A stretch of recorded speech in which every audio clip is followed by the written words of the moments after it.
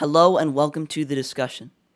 This channel is here to serve as a platform for scholarly discussions about some of the most significant questions regarding the historical Jesus, early Christian history, the philosophy of religion, and thoughtful theology. My name is Nahoa, and I'm here to ask those questions, to seek truth openly and critically, and to share the journey with you. Right now, we're continuing to focus on early Christian history. Within this topic, there are lots of questions about early Christian literature. For example, how are the Gospels related to and dependent on other books? To what extent have they been influenced by Jewish and Gentile literature? Are they better characterized as reliable history or creative fiction? These are some of the questions we'll get into today. The scholar joining and teaching us earned his bachelor's degree from Bob Jones University, his master's from McCormick Theological Seminary, and his doctorate from Harvard University. He has published extensively in defense of his controversial thesis that the Gospels and Acts are to be primarily understood as emulations of ancient Greek classics. His magnum opus is this work, Synopses of Epic, Tragedy, and the Gospels. In his eyes, the Gospels did not only model their stories on Jewish scriptures, but also on Greco-Roman literature, especially Homer's epics. So when Dr. MacDonald sees the Gospels, he sees ingenious rewrites of the Iliad and the Odyssey. This, of course, has major implications for New Testament studies and the quest for the historical Jesus. In the description of this video, there's a link to a document I've composed with the outline for the discussion, lots of resources, charts with the parallels that we go over in this video, and pages of responses from other scholars. So if you want to dive deeper, definitely check that out. And one last thing before we begin. I should note that there were some major audio problems with the interview, so I went back and re-recorded all my audio in order to preserve the intelligibility of our original conversation. That shouldn't impede the flow of things if you're watching this, much less if you're just listening, but I wanted to let you know. Anyway, I've been absolutely fascinated studying proposed Homeric influence, so without further introduction, Dr. Dennis MacDonald, how are you?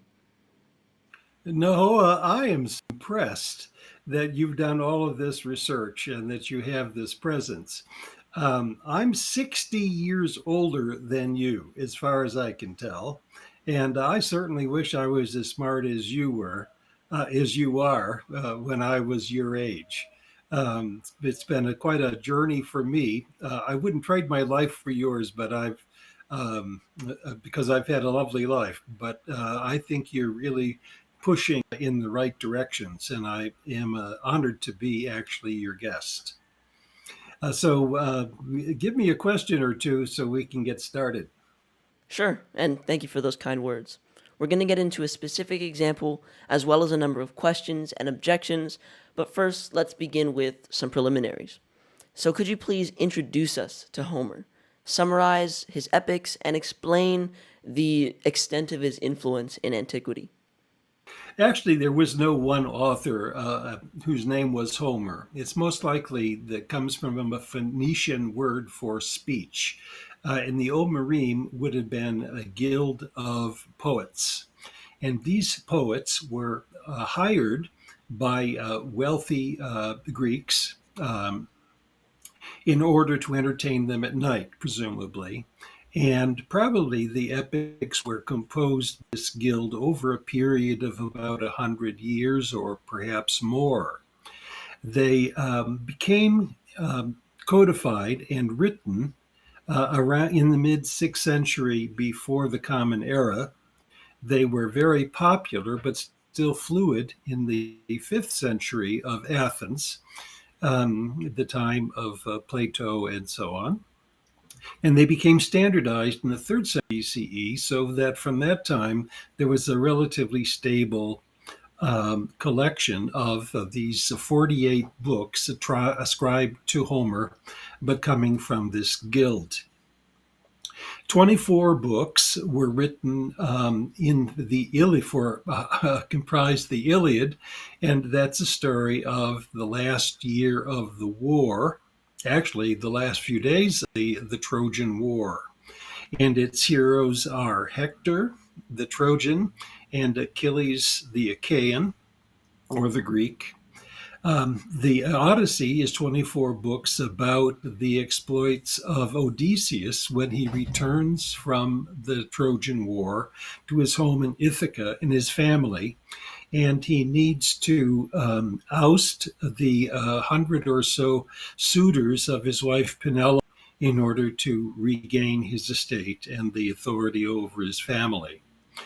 These stories are really quite remarkable. And they're remarkable in part because they are the result of hundreds of years of composition.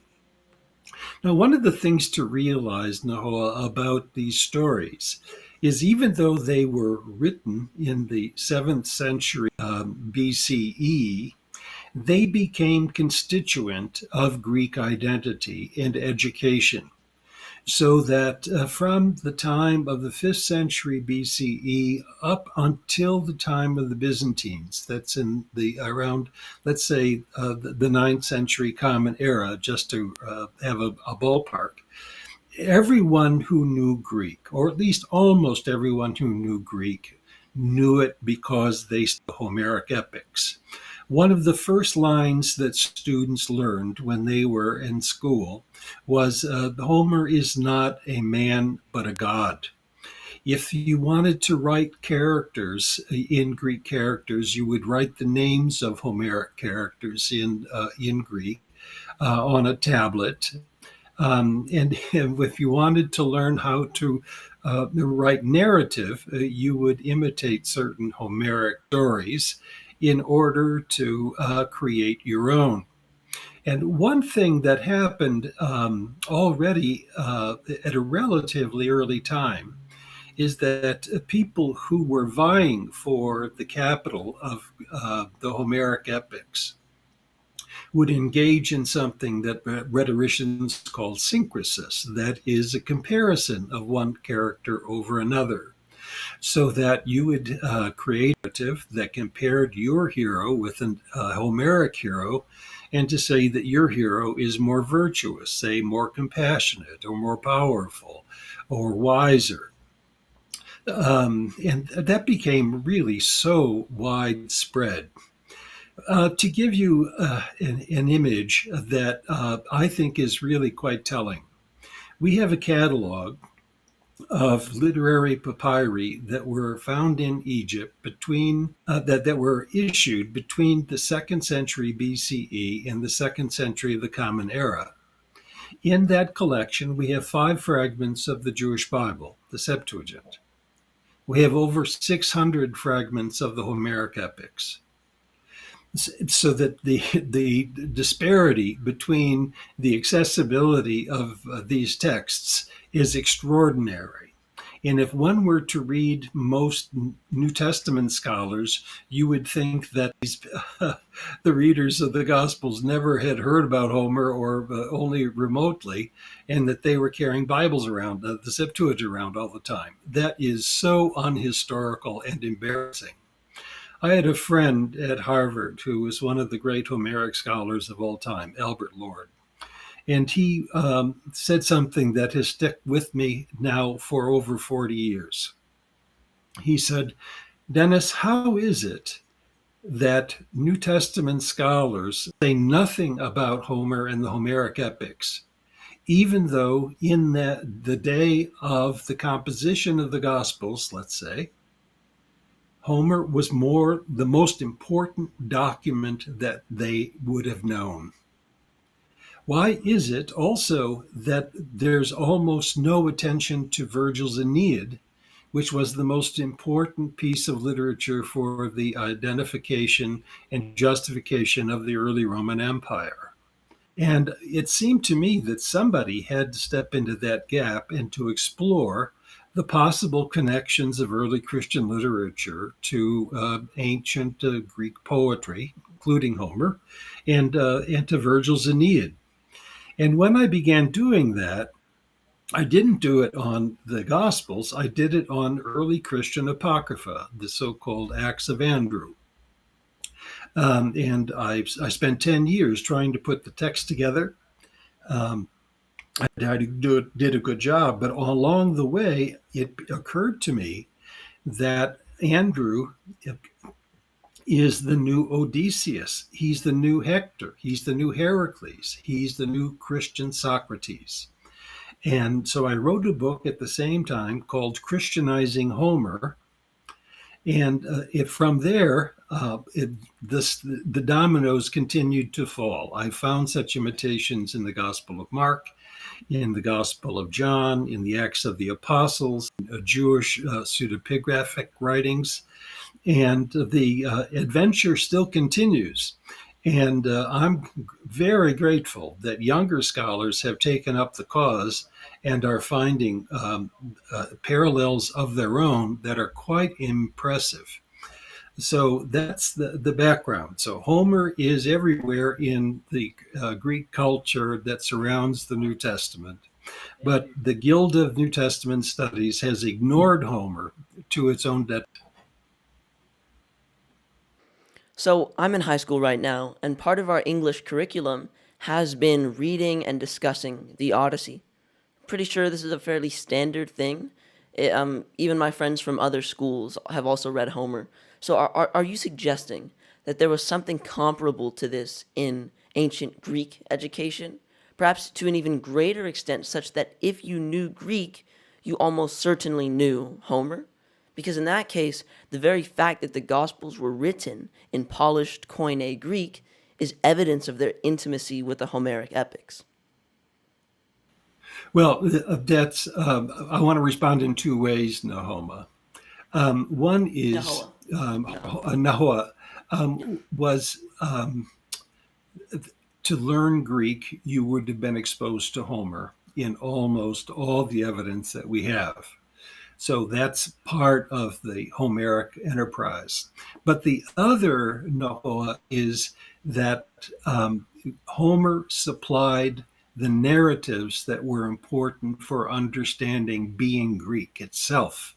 So they had to do with culture, culturation, that when people grew up, they could show that they were indeed Hellenistic and intellectual elite by being able to quote Homeric lines or to compose stories of adventures such as sea adventures or heroic deaths or that kind of thing by evoking the models that they learned in school. And we know that this educational commitment continued well into the later years when Quintilian, for example, is training rhetors to debate in law courts. He says we start our studies with Homer and Virgil.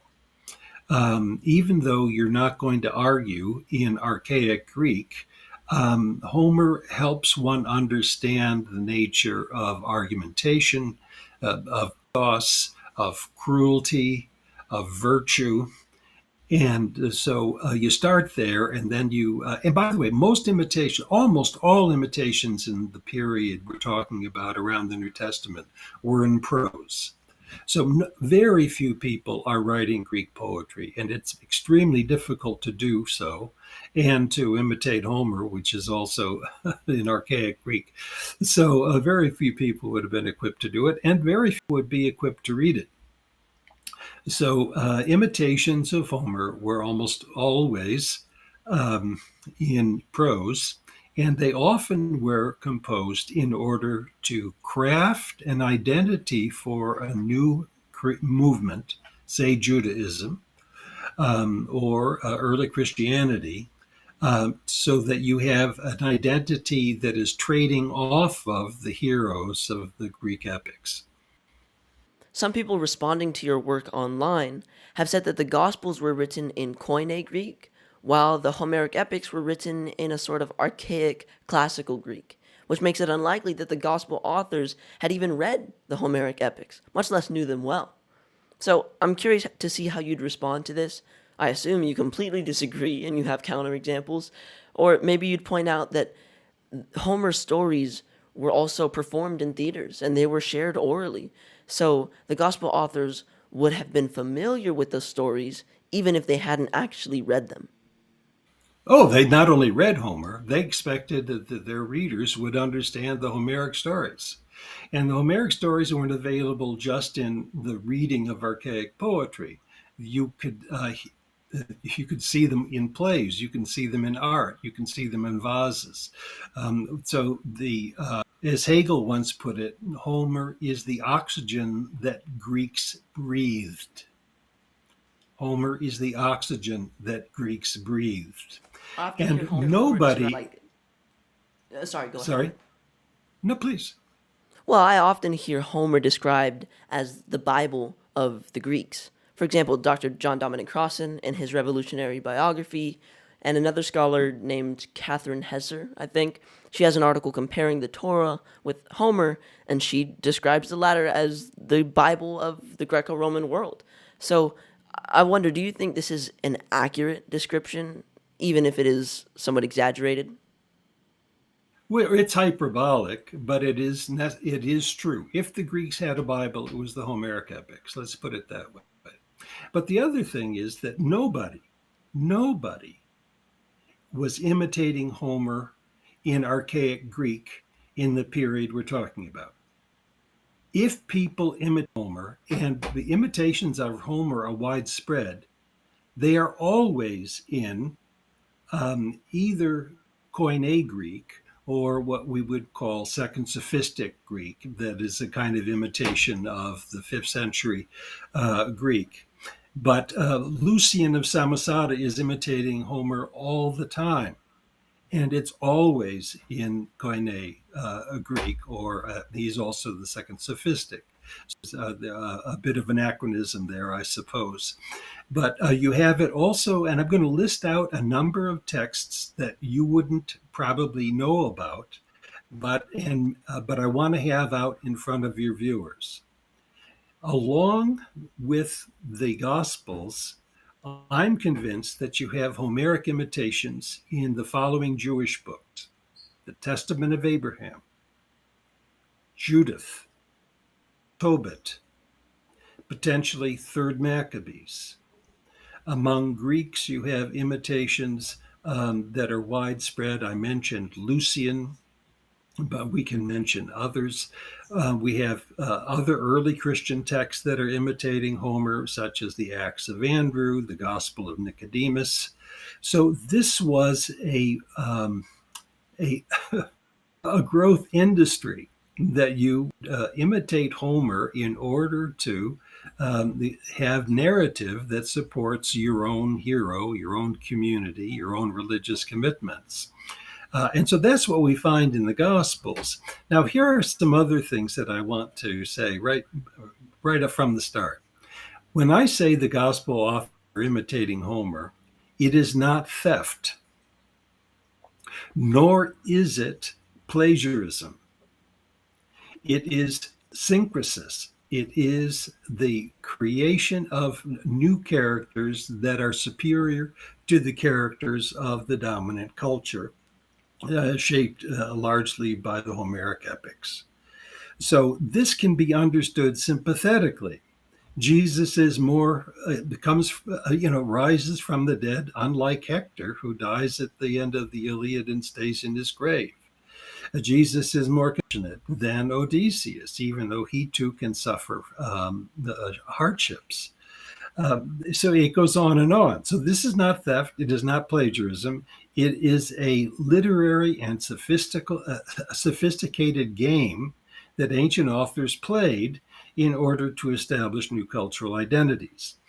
Unfortunately, New Testament scholars have been so interested in recovering historical information that they're not able to understand the competition of mythologies that are really all over the New Testament.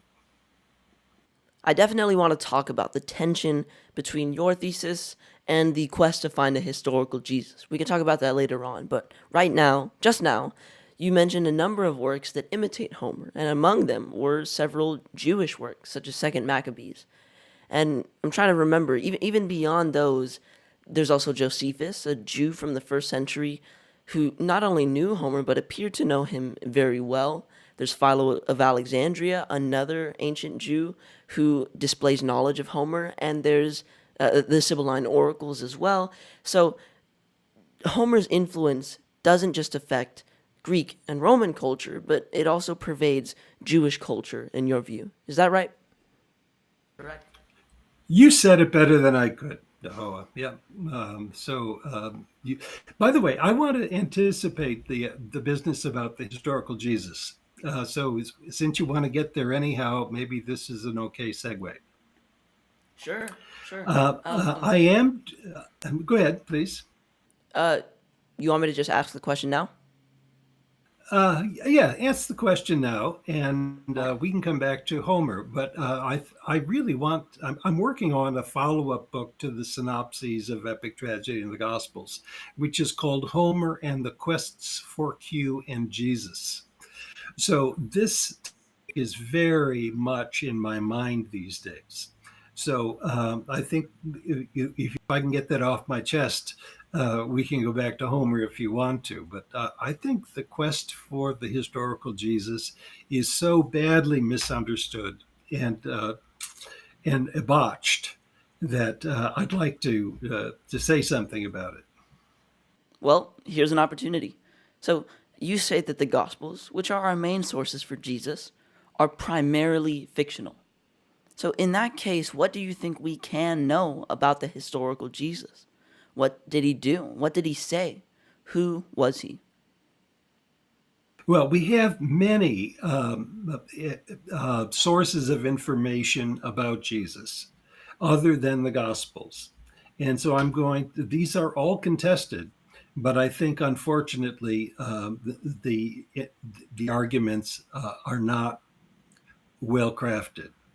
One is the author of the Pauline epistles, the Apostle Paul, and his later tradition are convinced that Jesus was crucified and that he was a teacher, and they used the language of the kingdom of God and a reassessment of Jewish law.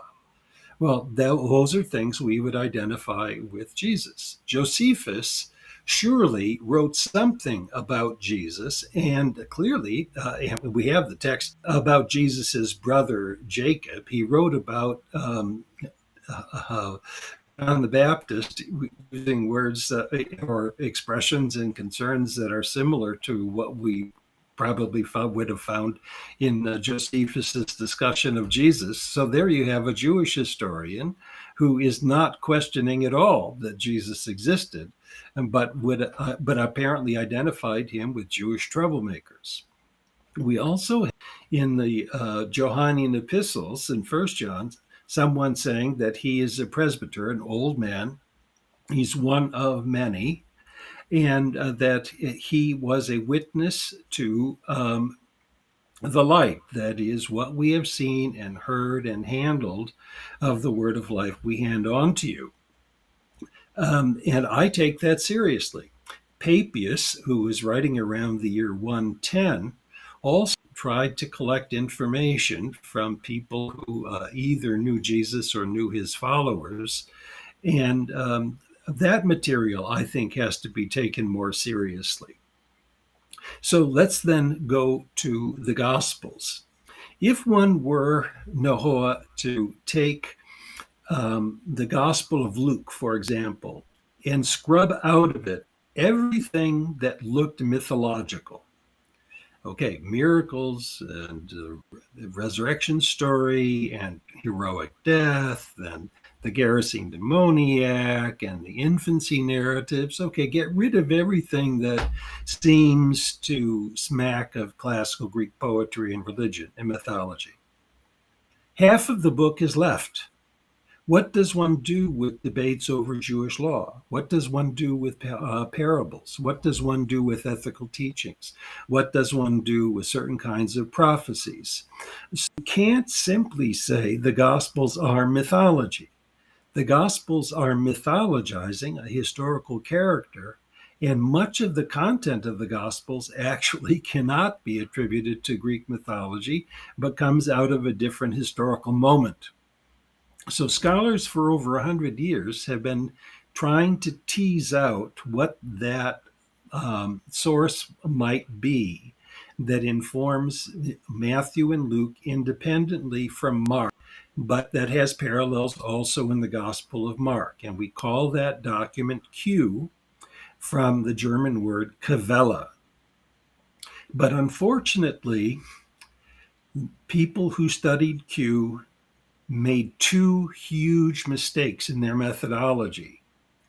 And those mistakes then have been problems for other scholars outside of the immediate Q community, either to deny the existence of Q or the ability to reconstruct it, or to say that Mark also knew the Q document, and therefore it's very difficult to reconstruct. My arguments for reconstructing the Q document are quite different, and they actually emphasize Mark's overlaps with the Q document. And I can't get into all of the methodological precision needed to make that judgment. But I can say this. I don't think the Q document preserves unpolluted any particular saying from Jesus, unfortunately. I wish I could be more optimistic about it. And in fact, the author wants to make Jesus the promised prophet like Moses that was promised in Deuteronomy. And to do so, he imitates the book of Deuteronomy and, curiously enough, makes Jesus into a kind of Odyssean figure himself, one who suffers, but in the end will be victorious, and so on. But the voice of Jesus, I think, can be heard on the other side of the Q document as one who is similar to Cesar Chavez or to Socrates or other social outcasts that suffer unnecessarily. And in this case, Jesus is arguing against Pharisees, Torah enforcers, whose insistence on obedience to Torah is marginalizing some people unnecessarily, including Gentiles. And in order to make Jewish law more palatable, Jesus has a passionate understanding of Jewish law that includes outsiders. So, for example, the famous story of Jesus forgiving a sinful woman from being stoned probably appeared in the Q document. And there, the Jewish elders say, Moses told us to stone women like this. What do you say? And Jesus writes the commandment not in stone, as in the Septuagint, the Greek Bible, but in the dirt, indicating that it's not eternal, but it's contingent. And then Jesus says, if you're the one who's without sin, let him cast the first stone. Everyone else leaves, and Jesus tells this woman who's never repented that she's free to go. So that's an example of Jesus, in this case, intentionally violating a Mosaic commandment to make it compassionate of a socially marginal person. And this, I think, is really quite remarkable. So the long and short of it is the Gospels are dependent on a law document that now can be carefully reconstructed, not entirely and not with precision. We can get the voice of the author. And from the voice of the author, we can get something of the voice and social circumstances of Jesus. And that is a huge advance on the discussion, because right now there are many scholars who think Jesus either never existed or we could never know anything about him if he did. To those who say every word in the Gospels is historical memory, and so the Christ of the Gospels is the historical Jesus, which is, in my view, total nonsense. But we can get this middle road of saying there is a document that's extensive, it's earlier than anything else that we have about Jesus, with the possible exception of some Pauline epistles. And even so, the some of the material that we have all about Jesus we find with commonalities to the Q document, and we can't ignore the importance of Q for reconstructing the social role that the historical Jesus played in Judaism in Galilee in the first century. Interesting. So now I think it'd be best to focus on some of the specific parallels that you provide. You mentioned kind of stripping away the mythological elements, such as a heroic death or a resurrection. And while, of course, I would want to press you on those things, another example you gave of a clearly mythological story is the Gerasene demoniac. So let's take a look at that. Good. Now, this tale appears earliest in the Gospel of Mark. Matthew and Luke have their versions as well, but we can focus on Mark for now. Now, you say that this tale of Jesus' interaction with the demoniac is modeled on Odysseus' interaction with Polyphemus the giant and also his interaction with Circe, the witch. So I think it'd be best to just go through the parallels one by one so we can see the sequence and density of the evidence you provide. I can read the biblical side and you can read the Homeric side, if that's how you want to do it. Yes, that's the way I want to do it. And by the way, audience, notice all the effort that Nahoa has gone through to get these texts in front of you. It's a real treat. Sure, I'll read from Odyssey 9 and 10, and you'll read from 5, okay? Odysseus and his crew sailed to the land of the Cyclopes and of Circe. Jesus and his disciples sailed to the region of the Gerasenes. On the mountains of the Cyclopes, innumerable gates grazed, and Circe turned soldiers into swine. On the mountain, a large herd of swine grazed. Odysseus and crew of 12 chosen men disembarked. Jesus and his crew disembarked. They encountered a savage, lawless giant who lived in a cave. They encountered a savage, lawless demoniac who lived among caves. Polyphemus usually was depicted as nude. The demoniac was nude. Circe recognized Odysseus and asked him not to harm her. Odysseus said, "Swear me an oath not to plan another plot to hurt me." The giant asked if Odysseus intended to harm him. The demoniac recognized Jesus and asked him not to harm him. Quote, "I adjure you by God, do not torment me." Unquote. The giant asked Odysseus his name. Jesus asked the demoniac his name. Odysseus answered, "Nobody is my name." The demoniac answered, "Legion is my name." Odysseus subdued the giant with violence and trickery. Circe's magic turned Odysseus' soldiers swine. Jesus subdued about 2,000 demons with divine power and sent them into the swine and then drove the swine into the lake. Polyphemus the shepherd called out to his neighbors. The swineherds called on their neighbors. The Cyclopes came to the site asking about Polyphemus' stolen sheep. The Gerasenes came to the site to find out about their swine. Odysseus and crew embarked. Jesus and his disciples embarked. Odysseus told the giant to proclaim that he had blinded him.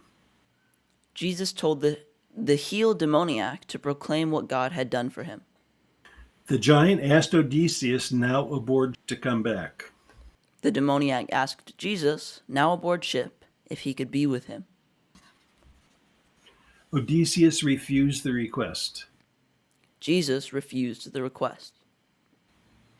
Odysseus and his crew sailed away. Jesus and his disciples sailed away. Odysseus awoke during a tempest in an episode immediately following the story of the Cyclopes. Jesus awoke during a tempest and calmed the wind and sea just before exorcising the demoniac. Now, if those parallels, Nahoa, were found with the Jewish Bible, there would be no controversy about the relationship. But because they're found in Homer, scholars almost routinely dismiss them. But as I was saying before, Homer was much better known than the Septuagint. So that these parallels require a mimetic connection. Otherwise, it's just folly. You acknowledge that a lot of the examples you point to in your book aren't going to convince anyone by themselves. But you say that certain clear examples can help you to appreciate the rest of the evidence. And this is one of the clearest examples, I think. I mean, the parallels are dense and sequential, meaning they're, for the most part, in the same order in both Mark and in the Odyssey. There are several distinctive parallels as well. They're not just kind of basic, vague similarities. So, if you're going to point to a story as evidence for mimesis, this might be one of the best candidates. This would be one of the top three or four, I think, in the Gospel of Mark, but there are also very distinctive ones in the Acts of the Apostles. But I think, Nohoa, this would be a good time for me to talk about my criteria for this. Because it is such an adventurous hypothesis, one has to be really careful about not being cavalier or subjective about the assessment. So I'm going to go through my seven criteria, and there's an eight that is possible that we can also talk about. And I'm going to put it in the form of questions to you, and you give me the answer. All right. The first criterion is accessibility. Was the Odyssey available to Mark and his readers? Absolutely. I mean, it was a part of the intellectual furniture, and not just for readers, but also for people who knew Greek mythology. Analogy. Do we have examples of other imitations of the Circe story and the Polyphemus story? And you'd have to know more than a high schooler will know about Greek and Latin literature, but I can tell you that Virgil has an extensive imitation of the story of Polyphemus, and Circe makes cameo appearances twice. So, yes, there are analogies to imitations of this story. Now, the next three criteria are density, sequence, or order, and distinctiveness, that they are similar. What do you think about the parallels being dense, sequential, and distinctive? I mean, it seems compelling to me, at least prima facie. Um, yeah, I'll just say that for now. Well, that's all you have to say for now. But also, there are Greek words that are the same. The word for questioning a name, an onoma, is the same. The words for embarking and disembarking are the same. The words for having an oath or adjuring are similar to each other. So it's we actually have distinctness even at the point of language. Now, interpretability is an explanation of why an author would go to the trouble of rewriting a story. So, would you rather have as a moral hero Odysseus, who blinds Polyphemus and steals his sheep, or Jesus, who turns a demoniac into his right mind and clothes him? Probably Jesus. Yeah, yeah, probably Jesus. I would certainly hope so. So there you have a moral argument, and the same thing happens in Virgil in his story of Polyphemus. Aeneas is much more compassionate than Odysseus, who's treated as a scumball. The final criterion is ancient recognition. Did ancient authors recognize the similarities between the story of the Gerasene demoniac and Polyphemus? And the answer is sounding yes. The authors of the Homeric Cantones that begin in probably the 5th century and continue at least to the ninth, begin their account of the Gerasene demoniac story by using almost unaltered the first 11 poetic lines from Homer that are identical or nearly identical, just reshaped for the new environment. So, yes, they saw the similarities. Now, I'm not saying that they thought Mark imitated Homer. I don't know how one would make that judgment, but they certainly saw the similarities. And by the way, in some of the critiques of my work that you've read and shared with me before this podcast, people have said, well, why is it, Dennis, that nobody has seen these parallels for 2,000 years of reading and interpretation? And my answer is that we know that lots of people saw it and weren't scandalized by it the same way that modern biblical scholars are. And I can give you more examples of that. But this is why I think the model that you've chosen to begin with for our analysis is so useful, because here we have a satisfaction of all of the criteria of mimesis criticism. The final example, the final criterion, if there is an eighth one, it would be this one. If you don't like this model for the Gerasene demoniac, show me a better one. Grab one from Hebrew Bible, I dare you. Grab one from the history of Israel in other literature. There are none. This is a Greek story. Jesus is sailing. That's something that is typical of the Odyssey, surrounded by nincompoop sailors and so on. So this is a great example. I'm glad you chose it. Yeah, I think this is a great example. If I might push back a little bit on that last part, you said try to find some other literary explanation or model of intertextuality that doesn't refer to Homer. But what if someone says you don't need to because this story in Mark 5 is not literarily dependent on some other fiction? What if it's simply rooted in historical tradition, perhaps oral tradition circulating throughout churches, or even just memory, recollection of the events? I mean, more conservative scholars would say Mark derives a lot of his information from the disciple and eyewitness Peter, someone who was supposedly there when these things took place, disembarking and embarking with Jesus, seeing and hearing what happened, and thus being in a position to tell Mark. Now, of course, I'm sure you're not going to agree with any of this, but I am curious what you'd say to someone else who says we don't need to find some other parallel in Jewish or Greco-Roman literature, because at the very least, the story in Mark 5 has a historical core, even if it might be expressed in Homeric language.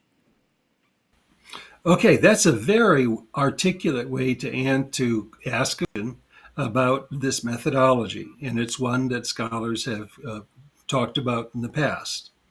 And yes, I won't agree with the criticism that you're articulating, but I do think that there are some things to explore about your question.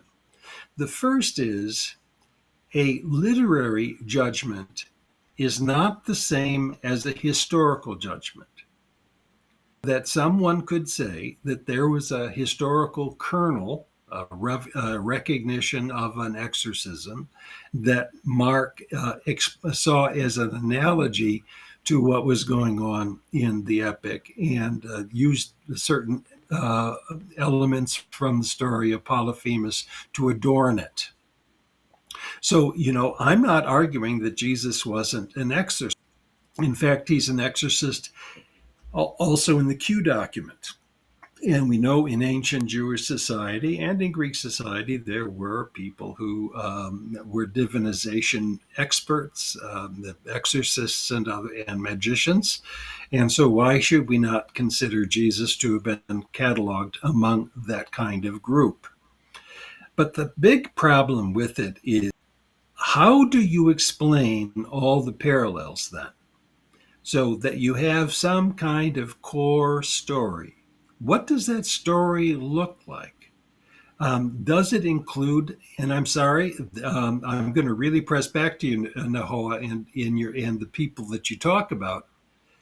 Do you really think Jesus cast 2,000 demons into swine, drowned them in the lake, and they call themselves Legion, which is, of course, a reference to Roman military power? This is pure propagandistic mythology, and there is no historical core whatever to that story. And if you can find one that comes close, let me know. Porphyry, in reading that story, says, "What a bunch of nonsense." That you could have. And I think that that's still true. If you want to make that a historical story, even in its kernel, you are really anti-intellectual and anti-scientific. There is really no justification for that judgment. Now, again, I'm arguing that Jesus was not an exorcist. I'm not arguing that a literary judgment is the same as a historical judgment.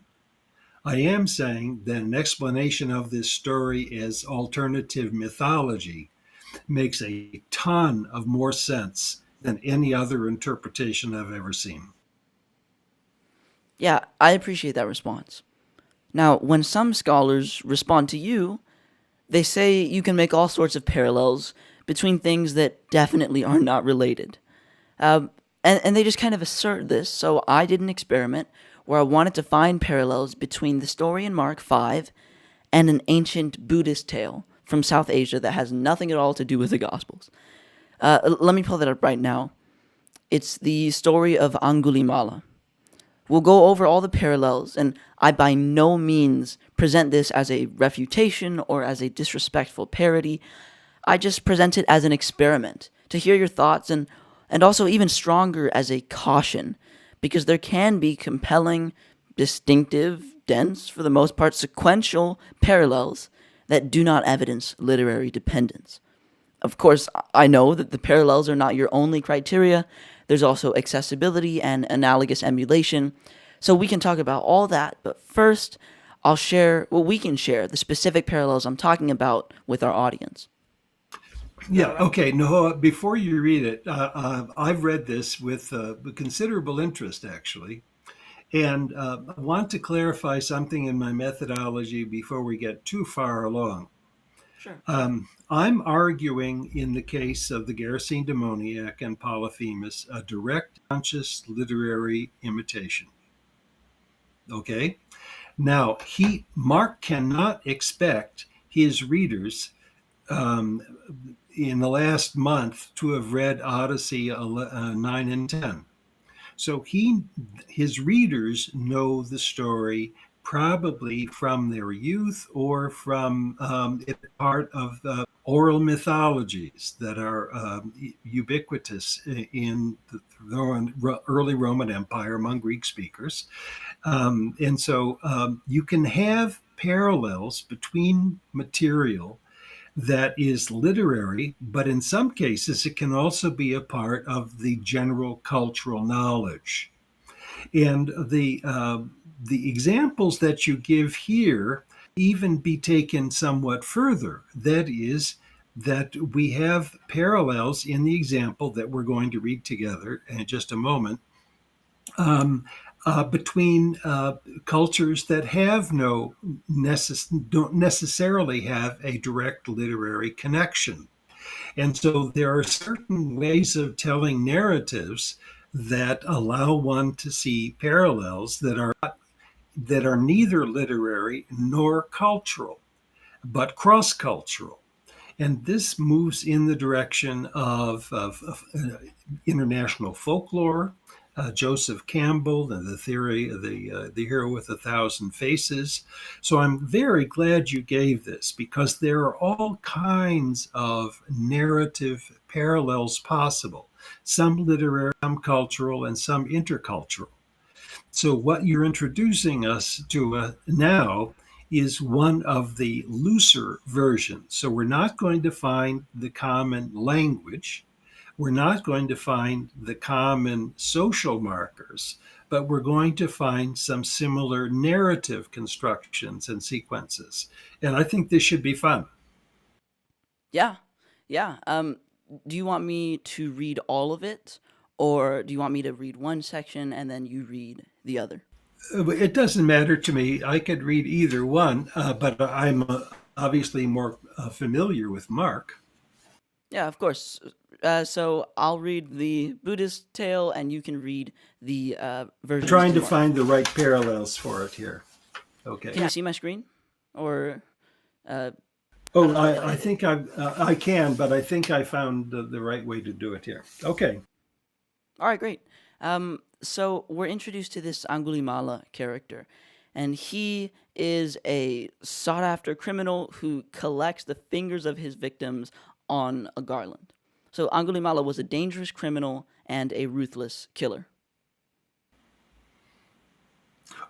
The Gerasene was a dangerous demoniac, and Polyphemus was a ruthless killer. No one, not even a horse or a king, was able to evade him or tame him. To evade or tame him. No one was strong enough to subdue him.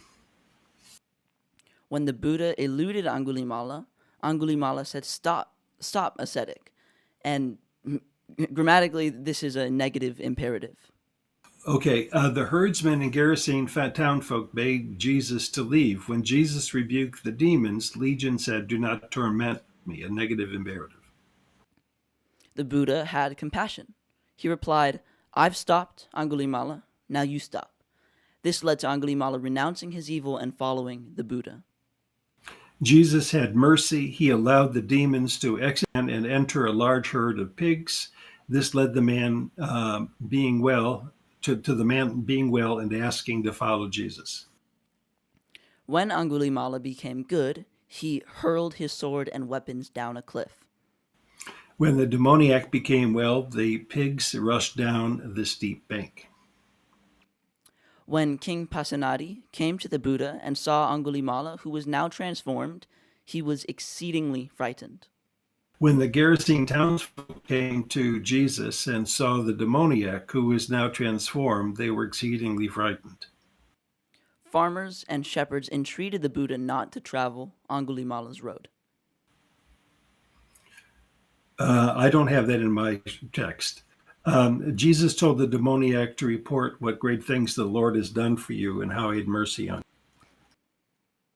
Yeah, that's all right. The parallel for that would be the parallel for Jesus telling the demoniac to say what the Lord has done would be in the Buddha telling Angulimala to speak of the peace he has had since being born in the noble birth. So here you have dense, for the most part in order, so sequential and distinctive parallels, but this was written in the first century BCE in a very distant part of the world. So there's definitely no literary dependence and probably no cultural assimilation either. So this would be evidence of the possibility of distinctive parallels that do not indicate direct dependence, but rather suggest cross-cultural narrative tendencies or even just coincidence. My question would be, in light of this, couldn't one suggest that the parallels between Mark 5 and Odyssey 9 and 10 are also the result, the result of cross-cultural narrative tendencies, or again, even just coincidence? Okay, let me ask a few. I mean, it's a very good question. And to answer the question, I need to ask a few more questions about it. Um, did somebody else discover these parallels or these ones that you found? These are parallels that I found. That's very clever. Very clever. You should be congratulated for that. And it's Thank you. a test of good reading. The next is that, of course, there are things in the Markan account that do not appear in the other story. And there are other details in the other story that do not account in the Markan story. So, can you, for example, I'm not familiar with the text that you're talking about in the Buddhist tradition. I'm not sure about its date. I'm not sure how extensive it is. Um, so my guess is, though, that the story of the Buddha is in its earliest version quite a bit longer than Mark's story. Is that correct? Correct. Yeah, yeah. Odyssey 9 and 10 is significantly longer than Mark 5, verses 1 through 20, and so is the story of Angulimala. Yeah. So this, as you acknowledge yourself, this is a selective, it's a somewhat subjective comparison. So, but you're not arguing for mimesis. You're not arguing for a cultural context. You're arguing for some other kind of generic understanding of the tale of a religious character encountering someone who's dangerous, um, bravely confronting him, and then the person being transformed and declaring what the Buddha had done for him. That's a very clever um, tradition. I mean, And analysis. and I'm not sure if this is evidence for the power of coincidence or, like I said, cross-cultural narrative tendencies. But either way, yeah, I'm not arguing that there's mimesis with Mark and the Buddhist tale. Yeah, but I think there's another option too, and that is that we know that folklore patterns reoccur from culture to culture, and we don't know exactly how those get transmitted. Sometimes then transmitted by commerce, sometimes by the military, sometimes by intermarriage, sometimes by evangelism of one group over another.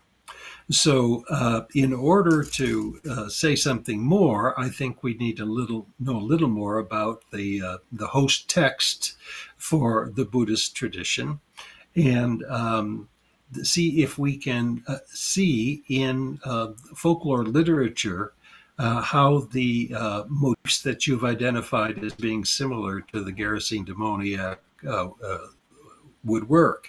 And I think that's a wonderful project for a high school student and for an old man like me.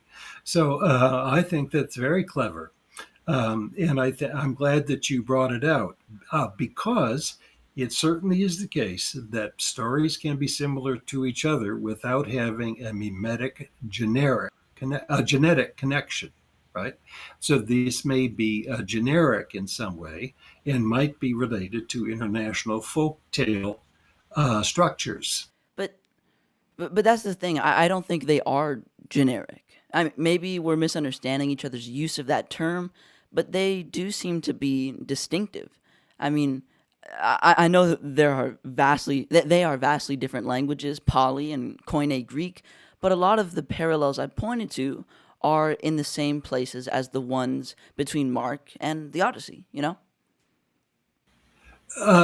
No, by generic, I don't mean that they're not related to each other, but that related to not in direct literary conversation, but to patterns of tale Mm. telling in which you would have these. So I'm not denying the parallels. I'm just saying that maybe the parallels are not, we can't draw a line from one story to another or to a grandparent text, but that we can draw lines back to generic ways of telling the story of a um, religious um, uh, sage confronting a a monster who then throws away, or then there's a satisfaction of the problem and so on. That's all I mean. All right, but you think that the Odyssey is importantly different because of both the verbal similarities and because it's accessible to Mark? Is that what distinguishes it? Well, I think if you compared the list that we read earlier with Odyssey and Mark and the one that you've identified here, you would find that the parallels are far more extensive. They have the similar wording. We know other people have imitated the same story. So I think and other people recognize the similarities. So that I think the glue that holds the Odyssey together to Mark is a far stronger glue than the parallels with the Buddha, as interesting as they are. All right. Well, I really appreciate that. Um, to be honest, I wasn't really sure how you'd respond to any of that, whether you'd think it's disrespectful or if it would intrigue you. And I don't know. I was just excited to kind of show you that experiment. Yeah, beautiful, and good for you. I mean, I'm impressed that you were able to see those parallels. Here's another thing that I loved about it, Nahoa, is that you see that the similarities have to do with characterization, motif, and sequence of the story, and not necessarily to the philology of the story, because we are talking about different languages. And one of the things that I think is too bad about the study of the Gospels, by the way, is that we have been so interested in exegesis and in literary parallels as that is the philological parallels, and we've not understood how to understand the dynamics of characterization, of sequence, of plot elements, of other motifs, and you really are on the hunt to see those things, and it's good for you. I mean, I just hope you continue this kind of research. Thank you. Well, now I want to give some more questions and objections from scholars. I think in the early 2000s, a scholar named Carl Sandness, I'm not sure how to pronounce his name. Yes. Yeah? Okay, so Carl Sandness wrote a review of your book, The Homeric Epics and the Gospel of Mark. And in it, let me just quote him to give his objection. He says, the role assigned to imitation and emulation in these examples, that is Aristotle, Theon, Quintilian, and Pliny, is certainly more modest than the replacement of the Homeric heroes that MacDonald claims to find in Mark's Gospel. For example, there is abundant evidence for emulation as copying and improving language and style, but if there is significant mimesis involving entire characterization and plots, that literary inspiration or dependence is advertised. For example, in the Iliad or in True Story by Virgil and Lucian of Samosata, respectively, they kind of alert their audience as to what is going on. So basically, it seems like there is a dilemma. Either the mimesis that you suggest for Mark is too grand and thus without precedence when compared to, more subtle emulation in terms of language, or if it's not too grand, then that sort of major imitation would be advertised, similar to how Virgil or Lucian alert their audience when there is mimesis. Now, I know you've read Sandness's work, but I just wanted to present that objection again in this manner. Okay, Sarl Cannis, very fine scholar. And it might come as a shock to you that I wrote an endorsement for his most recent book on the Homerocentos. And in fact, he gives me credit for having pointed out the centos to him. And so it's an important study. He's a serious fellow.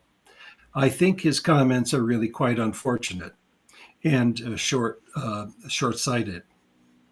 The first is we're not talking about subtle emulation. Homer was everywhere, and most imitations of Homer are not advertised. They don't need to be. Everybody knows these stories. And I can give examples in Judaism. I can give it in pagan literature. Lucian of Samosata sometimes advertises that he's imitating a Homeric story, and he doesn't. And he doesn't need to. He assumes that his readers all know these stories and that he can. And by the way, then you have Eurycleia is the woman who who washes Jesus's Odysseus's feet and recognizes her Lord. She's the model in Mark for the woman who anoints Jesus for his burial, of whom it is said, she will have renown far and wide. Eurycleia, the name means renowned far and wide. That is a clue. Another of the examples that you gave in the materials you gave me is, well, why is Joseph Arimathea not identified with Priam more clearly, Priam who rescued the corpse of his son Hector? What is the name of Jesus's father in the tradition? It's Joseph. And you have Joseph of Arimathea. So it's not Joseph of Nazareth, it's Joseph of Arimathea. Well, what does Arimathea mean in Greek? It means excellent disciple. Excellent disciple. So that's glaring. It's not Jesus's mother of Nazareth who anoints him at his burial. It's another two Marys. At the end, Mary Magdalene, and Magdalene means the tower town, and Andromache in the Odyssey, in the Iliad, watches Hector die, Hector's wife, from a tower. So these are not hidden. They are not subtle. They are announced. When readers read the story of the Gerasene demoniac, and Jesus with 12 men arrives at a shore and they face a caveman, for pity's sakes, that is not subtle. That's obvious. It's actually much more obvious than the imitations that you have in Tobit, or that you have in Judith, or that you have in the Men of Abraham. None of which Nehoah advertise their dependence on the Homeric epics. They don't say that. They don't need to. This is a part of the cultural furniture. And Sandus is very good in talking about the universal presence of Homeric epics in education. He's written brilliantly on that. But when it comes to the New Testament, he thinks they're sequestered from it, or they're not as engaged in it. Well, I just find that to be unfortunate. So, by the way, he and I have talked about it. I actually think we have a friendly relationship now. And I did write an endorsement for him. But I think those criticisms are very unfair, and they get repeated over and over again. And I don't know what he thinks of it now, but I think it's a really lamentable oversight. Now, you mentioned that another oft-repeated critique is, why didn't anyone else notice these? And the way that Margaret Mitchell, another scholar who reviewed your work in the early 2000s, the way she expresses the thought is like this. If the Gospels are primarily emulations of Greek literature, this has escaped notice from great Christian writers who were intimately familiar with the classics, writers such as Origen, Basil, Gregory of Nazianzus, etc. Even when there are people who wrote the Homeric centenaries, you mentioned that we can't really tell whether or not the author recognized actual literary dependence. So I know you've heard this before, but what do you think of this objection that no one until now has acknowledged Homeric mimesis? First of all, we don't know what the authors of the Homeric thought about the Gospels imitating Homer. Right. We do know they saw parallels, and they used those parallels for their own ends. And the case of the Gerasene demoniac is only one of many. Unfortunately, the Homerocentones have seldom been translated in their most important editions into English. And so I had to do most of the translating of the centos for myself. But we also have evidence in the Gospel of Nicodemus of people rewriting basically the gospel story of the Gospel of John.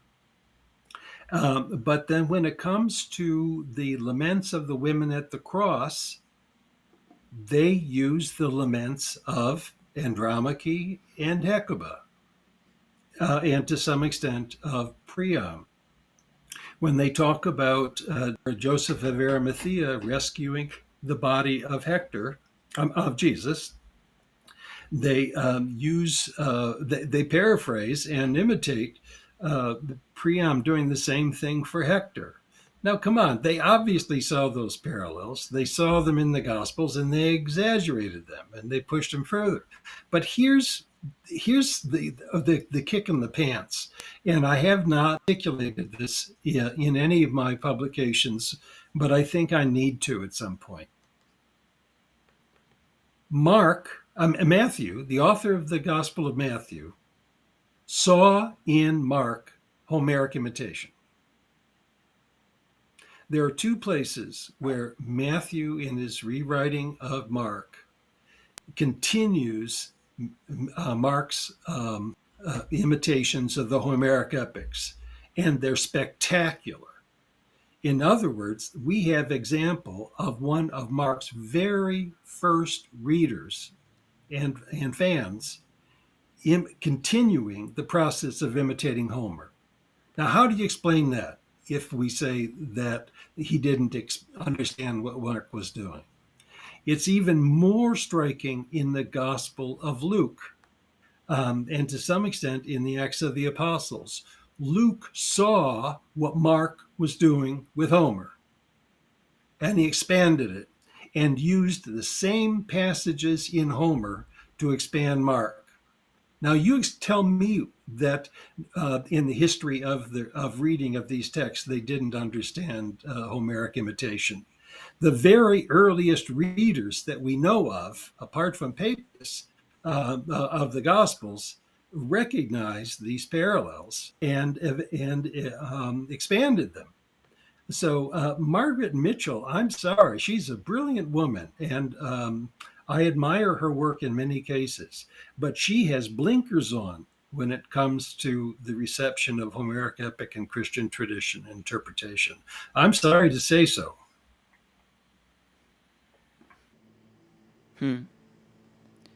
Okay.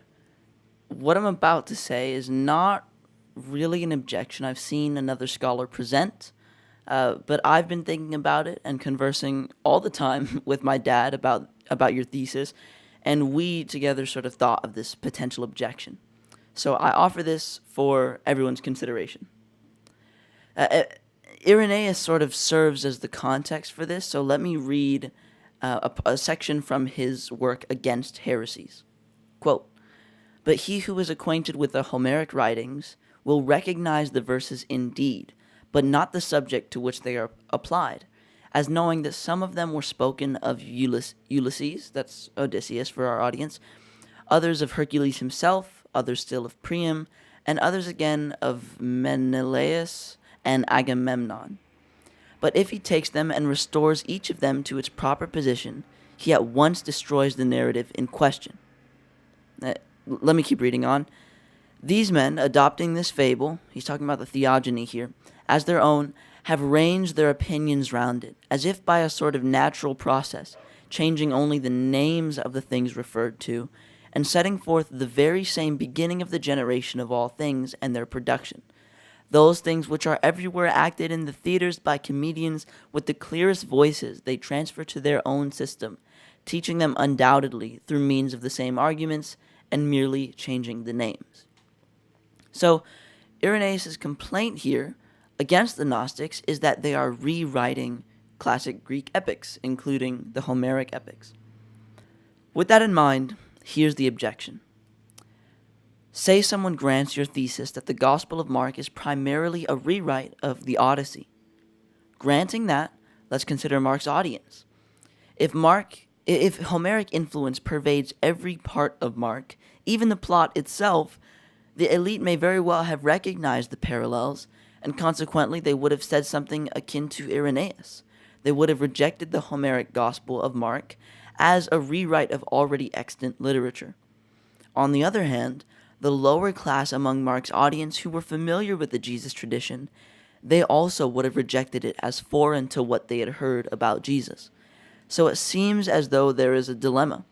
The elites would have recognized the emulation and thus rejected Mark, while the peasants would not have recognized nearly anything about this Homeric Jesus and thus rejected Mark as well. Either way, the fact that Mark was accepted and circulated among churches is unexpected given your thesis.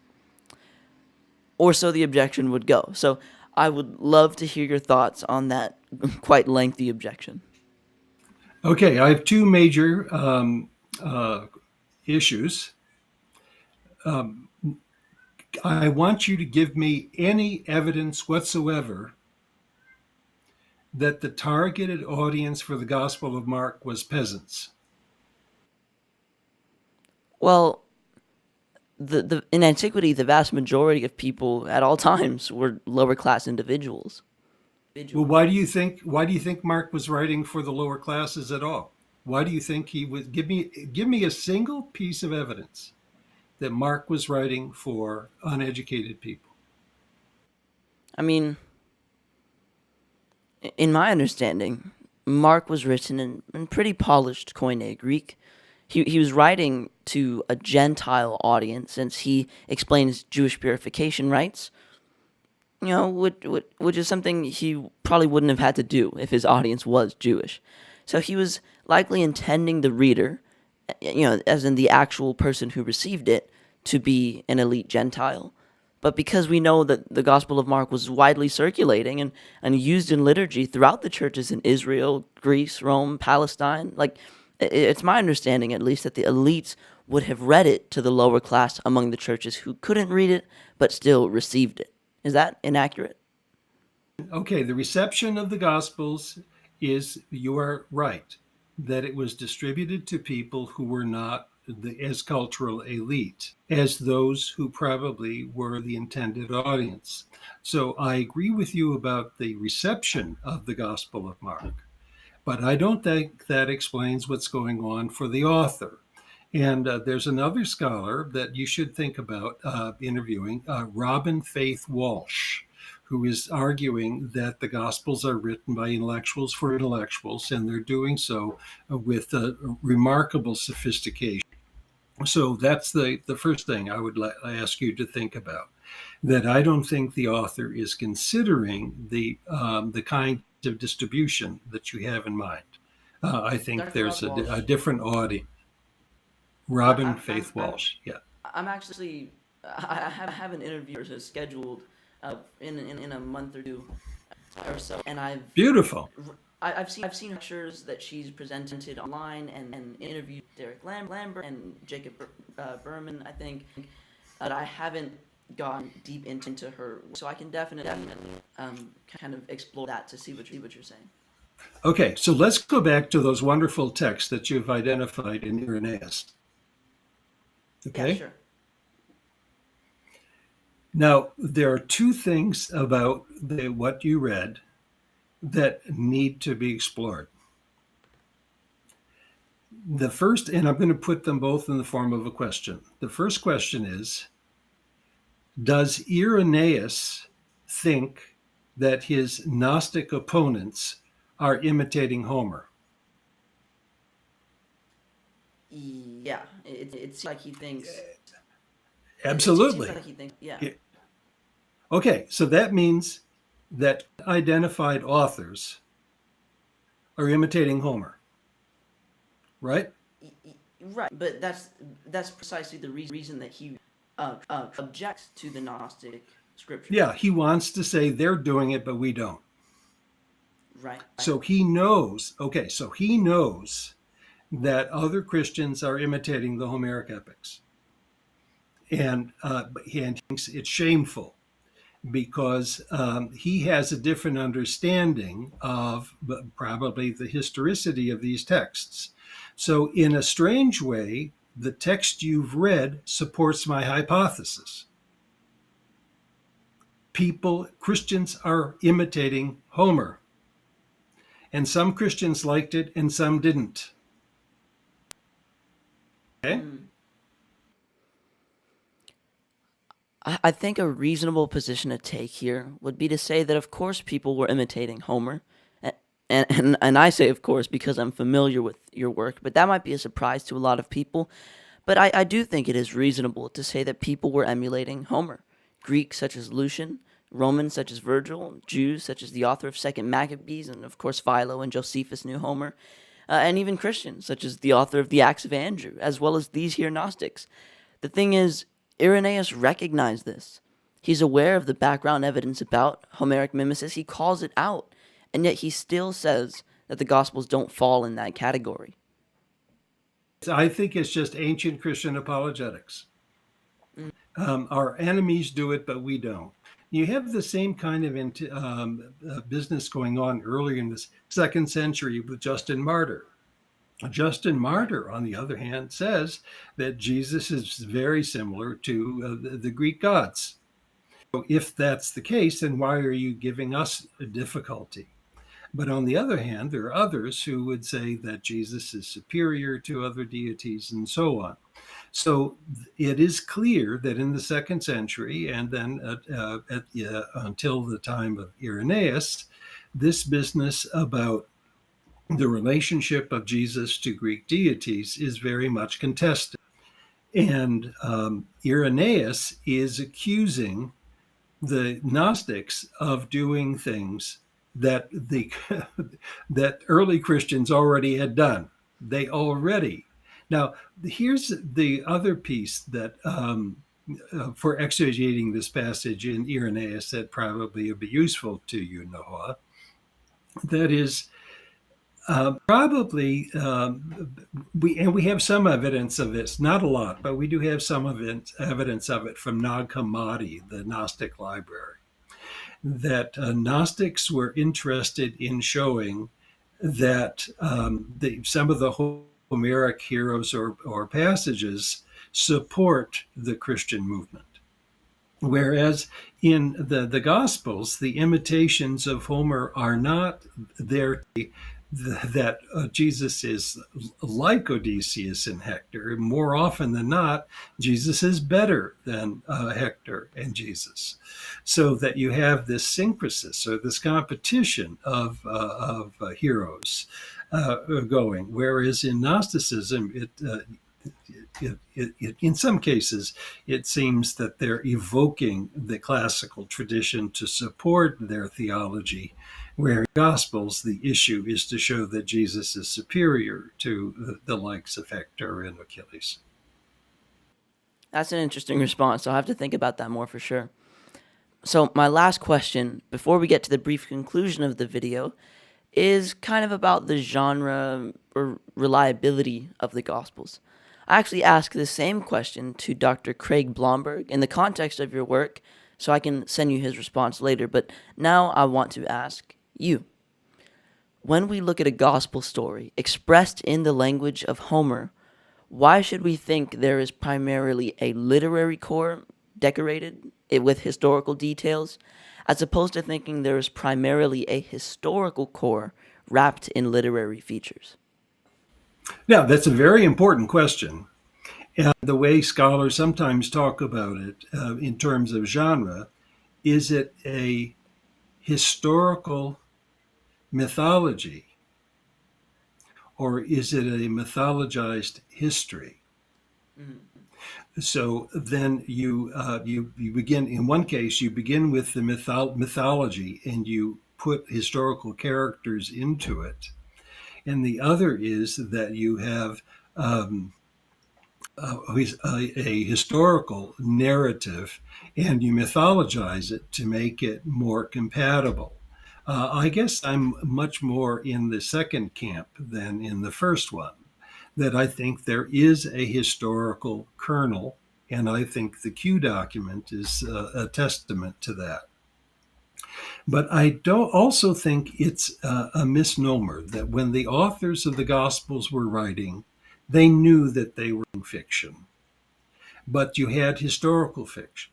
So several of the characters in the Gospel of Mark, for example, that become very important in later Christian tradition are mythological characters. They're drawn from Greek mythology.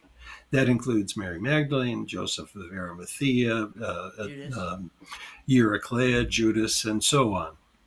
So what one finds is this rather sophisticated melding of historical characters who become mythologized, all sometimes almost beyond recognition. So let me put it in a different way. I do think there was a historical Jesus, even though we may not know anything that he said. But I would bet you that if Jesus read the Gospel of Mark, he would be not only astonished but ashamed Mm. that the gospel, the Jesus of the Gospel of Mark, would have been so offensive to the historical Jesus, he would have disowned the gospel, the evangelist.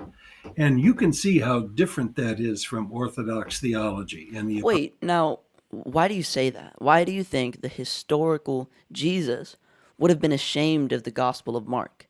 Is it because the Gospel is so inaccurate? Because it makes him seem like other figures such as Odysseus, whom he wasn't trying to imitate in his own life? What's the reason? I'll just give you one example, but I think there are many. So Jesus reads the Gospel of Mark, and he turns to his buddies and he says, "You mean that people are going to have salvation because of my death, believing in my death and my resurrection? Is that how people are going to understand salvation and wisdom and the fortunes of Israel?" And then he would say, "I never said anything like that. And I can't imagine that people venerated me in my crucifixion in such a way. I mean, it was such a tragic event for everyone. It should have been. And then it becomes the source of salvation and resurrection. Come on, get real. That's not who I am. That was not my message." But I think that's just one example. That there are others, especially when you get to the Gospels of Matthew and Luke, the business about Jesus's infancy and so on. Jesus, I'm sure Jesus would say, "What, that stuff about my family is just nonsense. Where'd that come from?" Hmm. Now, okay, an interesting question. Do you think Jesus would have recognized the Homeric parallels? Like, do you think Jesus knew Homer, whether he had heard it or seen it in a play or actually read it? No, I think Jesus was marginally literate. I don't think, as far as we know, I think the issue then is what did the author of the Q document know? And the author of the Q document certainly was literary and literate. He knew Deuteronomy, he knew the Psalter, he other places where he evokes the Septuagint. But there are passages where Jesus plays a role similar to Odysseus, but it's not necessarily a literary connection. It could be simply a mythic pattern of the suffering hero who then is going to return victorious. I don't think that goes back to Jesus. I think it goes back to the Q author. All right. But let me before I end, let me say, of course, no, so much of this is scholarly conjectural, and it's conjecture. And we wish we had more secure information. So scholars like myself, who will spend most of their time trying to ferret out these things, have to live with a certain amount of ambiguity and humility.